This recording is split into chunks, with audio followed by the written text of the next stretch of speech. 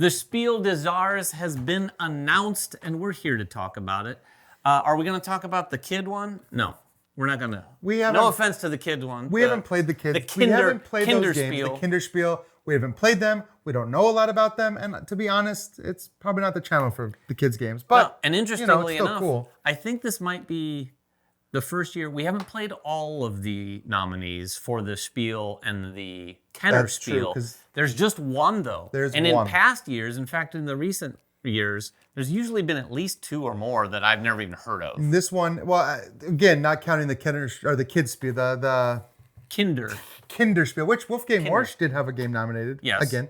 So I do want to take a look at that. Anyway, so yeah, Cascadia Jr. was great. My kid loves it. But we're going to talk about the other games. So which one do you want to start with? We're going to start with the Spiel. This is the big one. Okay. This is like the granddaddy of all board game awards. And the nominees this year are Flip 7, Bombbusters, and Crackle a Rackle. Which is the one that we haven't played. And also, before we go any further, if you're immediately about to turn this video off because you're like, what? Those are the game of the year?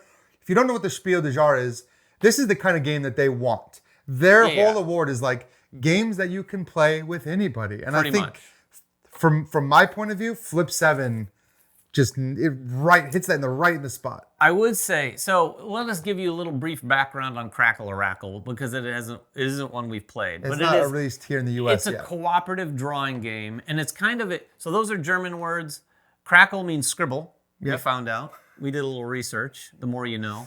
And then a rackle is kind of a play on words with oracle, or it's the German word for oracle. So like the scribble oracle. Yeah. So you're kind of like trying to cooperatively draw things, but you're hoping you're on the same page without maybe full communication, is my guess. And it's a pretty cool looking game. You literally have like a board in front of you, but it's not a blank board. It's filled with scribbles.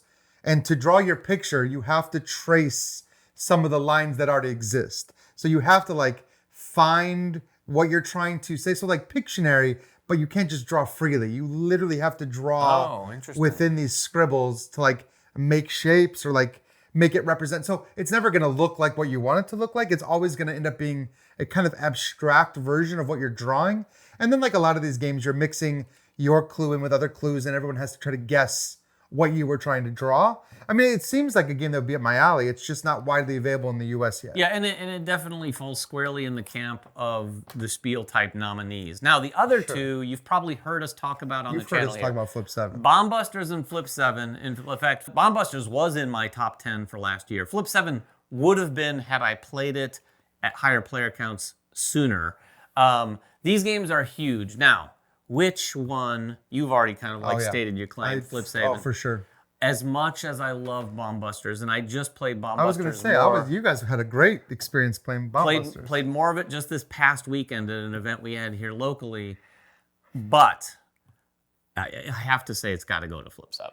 And I hope it does, because I feel like, I don't know, not that Flip 7 needs more attention, but I've said this before, and I'll say it now if you didn't watch those other videos. This is the kind of game that should just be in everybody's library. Yeah. It's so easy. I played it multiple times this weekend. When we're just waiting for other people or we have like 6 or 7 players sitting around, it's like, why don't we just play Flip 7 while we're sitting here? And it is, not to rehash that whole thing, it is a silly little game. And a lot of people would look at this and go, well, this is just dumb. You're just flipping cards. And it's like got that blackjack, push your luck sort of mechanic. And that is really where all of the fun resides. But if you're sitting down playing this with 6 or more players, it's just a blast. I've never been at a table of Flip 7 where people were just having a blast with it. And we played this past weekend too and had a really great time. I played so much Flip 7 this weekend. Bombbusters is a thinkier game. And the interesting thing about Bombbusters, I'll say, compared to these other two, is it has more in common weight-wise with a couple of games in the Kenner Spiel. Yeah, we talk about this every year. We do talk about that almost every year. It's a weird way that these categories are almost merging together. Yeah, because Spiel, as we said, is supposed to be very accessible. Anyone can play. You can teach them very easily. Kenner Spiel is supposed to be the heavier. Now, when we say heavy, it's never meant heavy. Like you're not going to see a Lacerda game. It's never meant anything like that.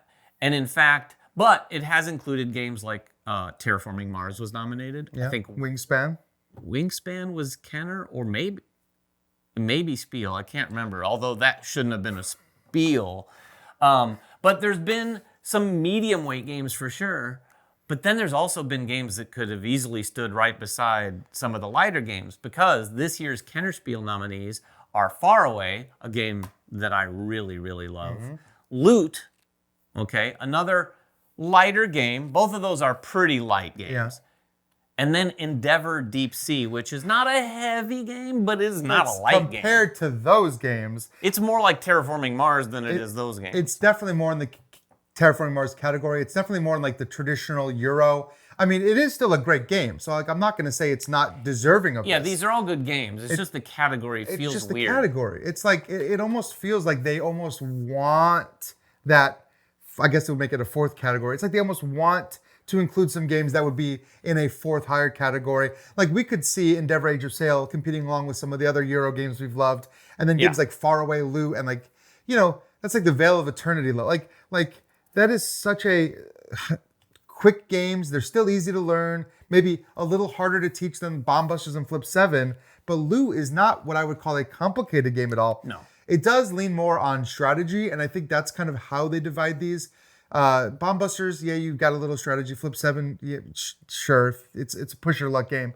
But I think these three games still require more strategy than not. I do think they're more strategic. They're, but barely in some respects. They take a little bit more of an understanding of long-term planning, I guess. More so than the Flip 7 and Bomb Busters. For sure. Well, yeah, I guess Bomb Busters is like you said, lighter, but it's close for sure. Honestly, not to interrupt, but they could have flipped. They could have put Bomb Busters and they could have put Flip It Far Away, and I feel like those categories would have made way more sense. It could have been. It's interesting though. So for the future, my hope is that they further distinguish these two categories a little bit more. I think the problem they run into is depends on what games are being developed, right? Yeah. And being published, because you got a lot of good games that could all be Spiel nominees, right? And I think what's happened is they've like, well, we've got the 3 Spiel nominees and this one could have been in the mix. And I know they have those sort of like also mentioned. Yeah. But I think for some of them that they really wanted to nominate there, they're like, could it work for Kenner Right. Spiel? Is it just Let's put it slightly in Kenner complicated? Spiel. Like Far Away feels that way. Far Away feels that way for sure. Now, with all of that said, for Kenner Spiel, my pick is Far Away. I mean, I love Far Away. If we're talking about our picks versus our predictions, two different things. Oh, this is my pick and my prediction. I honestly feel like, because we've been seeing this issue before, and it's not really an issue.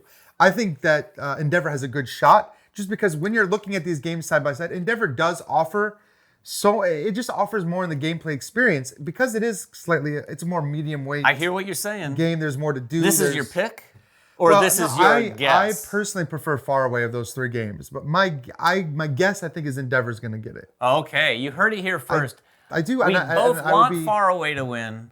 I think Far Away will win. I'd be thinks happy with Endeavor any. will. Honestly, I loved all three of these games. I would be happy with any of the three winning. Sure. But Far Away, when I'm looking at it, when I'm picking a game, I look for something like Endeavor is great, but I played Endeavor Age of Sail so much, and it's a different game, but it does borrow from that. And in Loot, we've seen it before, games like that. But Far Away is so unique. Like, I have never played a game like Far Away before. Far Away was distinct and very unique in some of the ways it plays, and for me it left a much more lasting impact on me than the other games. For sure. Because it was so different. Your brain just keeps playing it back. Yeah, so let us know what you think about our picks. Again, we think that Far Away, we want Far Away to win. I'd love for the Far Away to He thinks win. Endeavor will win the Kenner Spiel. Far Away and Flip 7 for sure. Yeah.